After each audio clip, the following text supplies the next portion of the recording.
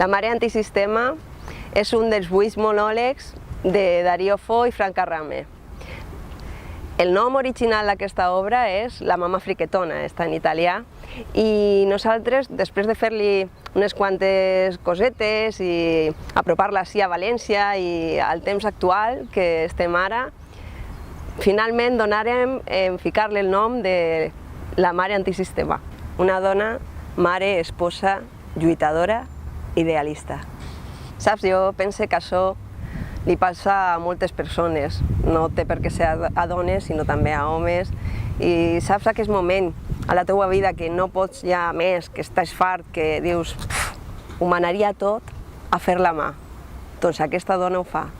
El que no faríem un muntó de persones, deixar-ho tot i ahir vos quedeu, aquesta dona ho fa. Aquesta és la mare antisistema.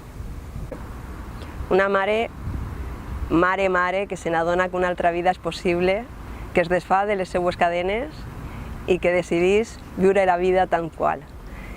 Aquesta mare, com diu el text, una mare que vol riure, cantar, parlar, que vol mirar el cel.